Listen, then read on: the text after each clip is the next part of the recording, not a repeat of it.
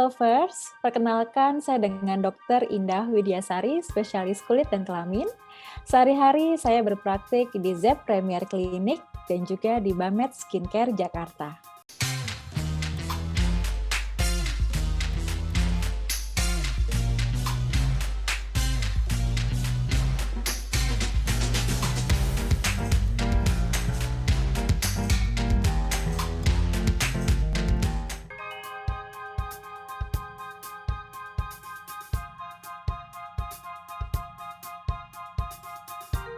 Kali ini kita akan membahas mengenai hidrasi kulit selama bulan puasa ya. Jadi hidrasi kulit pada selama kita bulan puasa sangat penting sekali karena bila tubuh kita mengalami dehidrasi tentu saja akan berefek kepada tampilan kulit kita. Yang paling utama adalah yang pertama kulit akan tampak kering, terasa kasar, kemudian akan tampak kusam. Kemudian karena kusam warna kulit yang tidak merata. Nah, selain itu, bila kulit kekurangan cairan atau dehidrasi, maka akan mudah sekali zat-zat iritan masuk ke dalam kulit. Nah, akibatnya akan mudah mengalami peradangan atau iritasi. Dan bila hal ini berlangsung terus-menerus, akan dapat menimbulkan keluhan, misalnya gatal, ya, kemudian perih, misalnya demikian.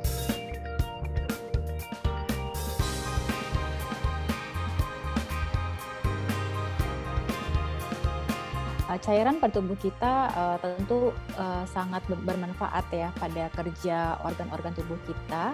Salah satunya adalah kulit. Gitu. Nah, peranan dari air atau cairan ini penting sekali dalam sawar pertahanan kulit atau skin barrier kita. Dan juga tentunya dalam proses regenerasi kulit kita. Nah, bila hidrasi tubuh terganggu akan mempengaruhi hidrasi kulit tentunya. Karena suplai cairan, suplai oksigen ya dan nutrisi juga akan terganggu nantinya. Nah, maka dari itu penting sekali hidrasi tubuh ini terhadap hidrasi kulit kita tadi karena mempengaruhi metabolisme kulit dan juga mempengaruhi regenerasi sel kulit kita.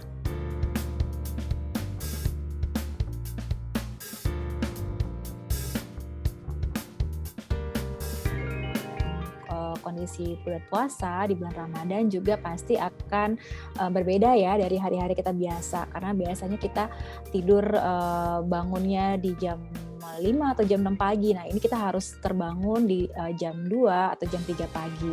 Nah, tentu ini akan mempengaruhi proses yang namanya circadian rhythm atau irama circadian tubuh kita. Di mana irama circadian ini adalah proses atau mempengaruhi sekali fisiologis dan metabolisme tubuh ya, terutama pada kulit. Dan pada kulit dipengaruhi oleh hormon yang bernama melatonin. Nah, hormon melatonin ini memang berfungsi sangat maksimal di jam malam hari atau di midnight, di mana hormon ini berfungsi diantaranya untuk proses regenerasi kulit, kemudian penyembuhan luka atau wound healing, kemudian proses DNA repair ya, kerusakan DNA akibat paparan UV gitu. Dan pada malam hari pun aliran darah ya, permeabilitas kulit itu adalah yang paling maksimal ya di pada malam hari atau dikatakan midnight gitu. Nah, maka kalau kita terbangunnya di jam-jam 3 atau jam 4 atau jam 2 bahkan ya bisa saja memang terpengaruhi proses regenerasi kulit kita.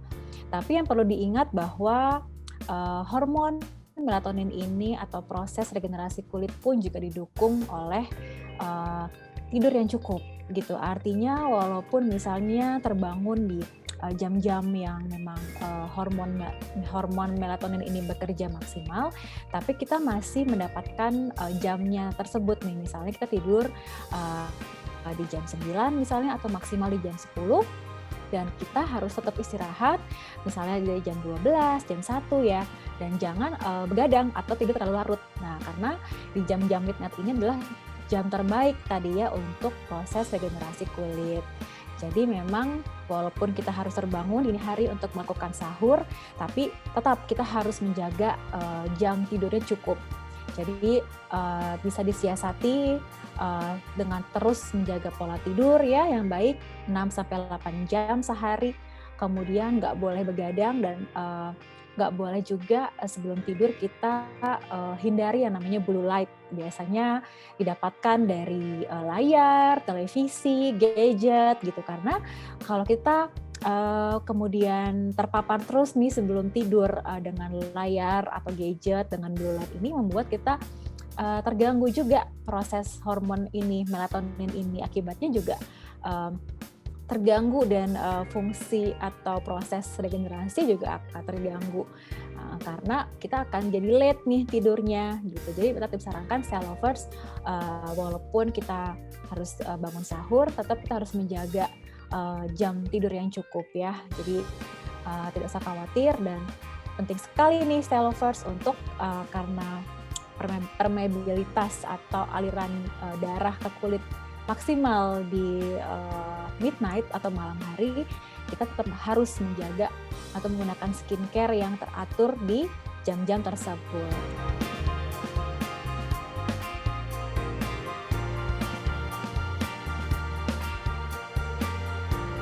Saat puasa yang paling utama adalah tetap menjaga asupan cairan maksimal ya. Asupan cairan tetap terjaga. Jadi walaupun puasa, yaitu saat kita sahur dan buka kita harus menjaga hidrasi kulit dengan konsumsi air. Nah, air ini tidak hanya didapatkan dari air putih saja ya, Stay Lovers, tapi dari asupan makanan yang kita konsumsi. Jadi tentu yang paling utama adalah gizi seimbang ya, 4 sehat 5 sempurna. Dan yang khusus untuk hidrasi tentu kita harus mencari makanan ya yang tentunya mengandung vitamin dan mineral yang penting juga untuk hidrasi kulit. Nah, tentu selain dengan pola makan yang tadi saya sebutkan ya harus seimbang, mengandung vitamin dan mineral, tentu juga bisa juga ditambahkan dengan suplemen ya. Nah, untuk makanan apa saja, tentunya yang paling penting yang mengandung banyak vitamin dan mineral adalah dari sayuran dan buah-buahan gitu. Jadi dari sayuran dan buah-buahan apa saja yang mengandung banyak air, nah itu bagus juga tuh untuk hidrasi kulit kita. Nah, kalau misalnya Stay Lovers tidak atau kurang yakin dengan konsumsi yang dimakan atau vitamin dan mineral yang dimakan, bisa juga untuk menambahkan suplemen ya, tentunya mengandung vitamin gitu ya untuk menjaga selain hidrasi juga untuk menjaga imun tubuh selama bulan puasa. Contohnya apa saja sih vitamin dan mineral yang juga membantu untuk imun ya dan juga kesehatan kulit kita selama bulan puasa? Yang paling penting adalah vitamin, misalnya vitamin A, B, C, D ya, dan E itu penting juga untuk kesehatan kulit dan juga untuk misalnya mineral, misalnya zinc.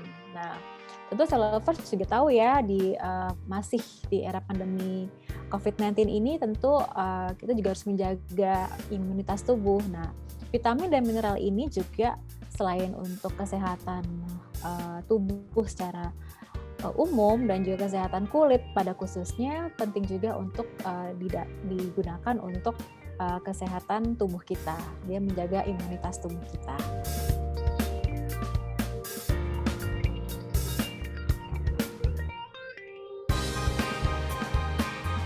Penggunaan skincare yang mengandung vitamin E. Nah, kalau vitamin E sendiri fungsinya sangat banyak ya. Jadi Stay Lovers harus tahu vitamin E ini salah satu jenis vitamin yang juga berfungsi untuk antioksidan. Nah, dalam bentuk topikal atau bentuk krim atau skincare, dia fungsinya selain untuk antioksidan juga dapat menghidrasi kulit, betul sekali untuk menghidrasi kulit karena yang bersifat emolien. Jadi akhirnya dapat melembabkan kulit, menghaluskan kulit gitu ya. Nah, selain itu vitamin E juga berfungsi untuk fotoprotektan. Jadi bagus juga untuk dia dikombinasi dengan sunscreen gitu. Nah, kalau kita menggunakan skincare yang sudah ada vitamin E-nya, lalu kita konsumsi vitamin E, ya tidak ada salahnya ya. Jadi bisa sekali gitu. Tapi yang paling penting di sini adalah Untuk hidrasi kulit, penting sekali adalah mengoleskan moisturizer atau pelembab. Jadi kalau misalnya Style Lovers hanya mengkonsumsi vitamin saja atau antioksidan saja tanpa menggunakan pelembab atau moisturizer yang sesuai dengan jenis kulit yang optimal penggunaannya, ya tentu saja kulit keringnya nggak akan membaik gitu. Jadi kalau Style Lovers udah menggunakan skincare atau pelembab untuk sebagai hidrasi kulit, kemudian menambahkan suplemen, itu akan lebih baik. Tapi bukan berarti suplemen menggantikan moisturizer atau basic skincare yang sudah digunakan ya Style Lovers. Jadi basic skincare-nya yaitu salah satunya penggunaan pelembab atau moisturizer adalah yang paling utama.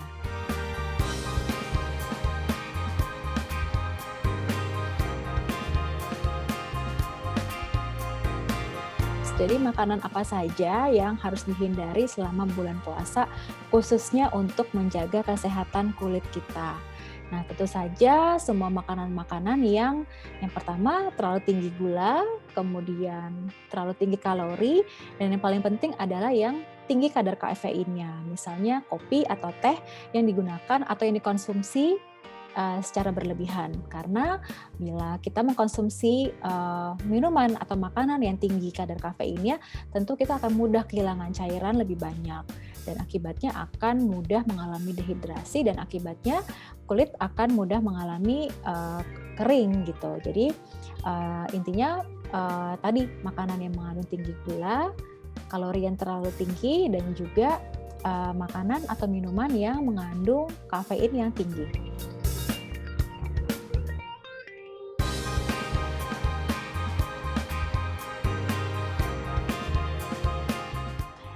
Kebutuhan cairan setiap individu berbeda-beda. Nah, umumnya pada orang dewasa, kebutuhan cairan yaitu sekitar 2 liter sehari atau setara dengan 8 gelas. Nah, cara mengkonsumsinya bila Style Lovers dalam kondisi puasa bisa dikonsumsi dengan cara berikut. Misalnya saat sedang berbuka puasa, Style Lovers mengkonsumsi 2 gelas air. Nah, kemudian saat Style Lovers sudah menjalani ibadah sholat tarawih misalnya, bisa mengkonsumsi 2 gelas lagi.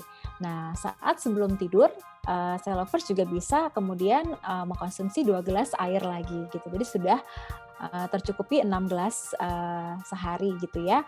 Dan bila saat sahur, Style Lovers bisa kemudian mengkonsumsi 2 gelas air putih kembali. Nah, itu sudah mendapatkan 8 gelas sehari.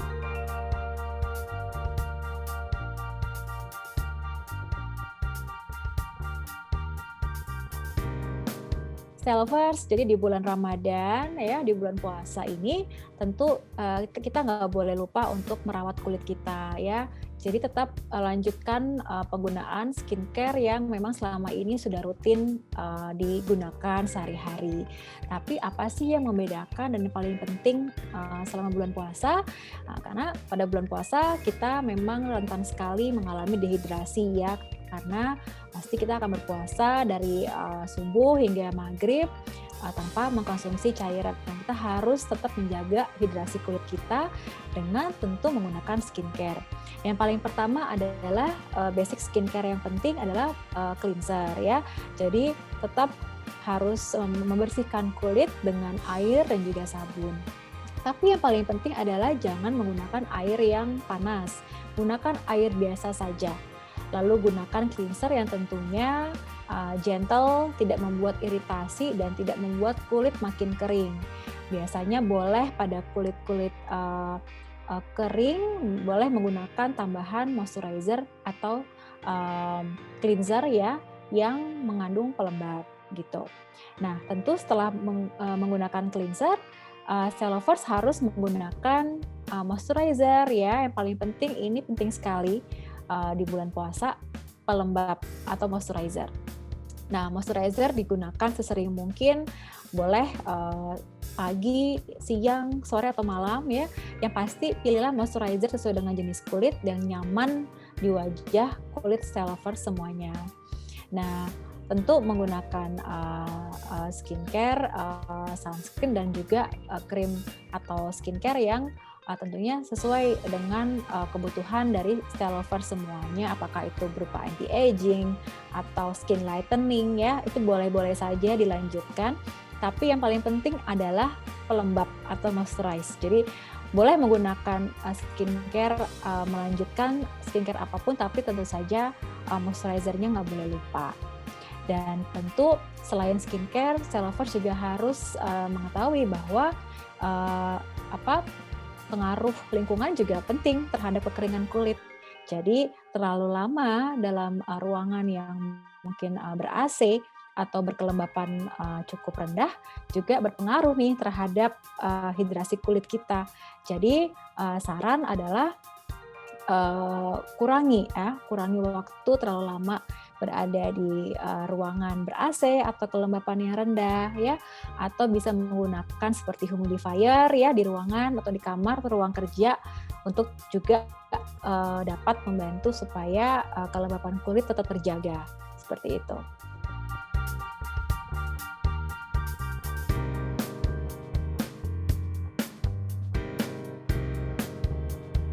Kandungan skincare yang bisa menambah hidrasi kulit kita, yang style lovers bisa gunakan tentunya adalah style lovers adalah skincare yang berupa moisturizer ya atau pelembab.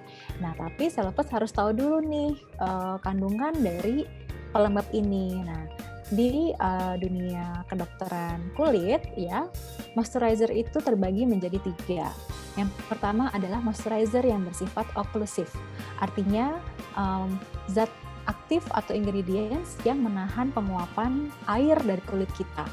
Misalnya adalah petrolatum, lanolin, dan mineral oil. Nah, yang kedua adalah moisturizer yang memiliki ingredients yang bersifat humectant.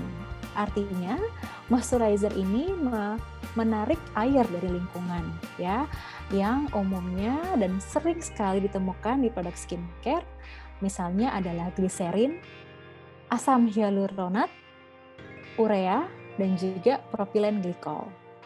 Nah, yang ketiga adalah moisturizer yang memiliki ingredients bersifat emollient, yaitu yang mengisi celah antara sel-sel kulit sehingga menghasilkan kulit yang lebih lembut gitu. Nah, apa saja contohnya emollient ini? Misalnya dimeticon, isopropyl palmitat, ya, seperti itu.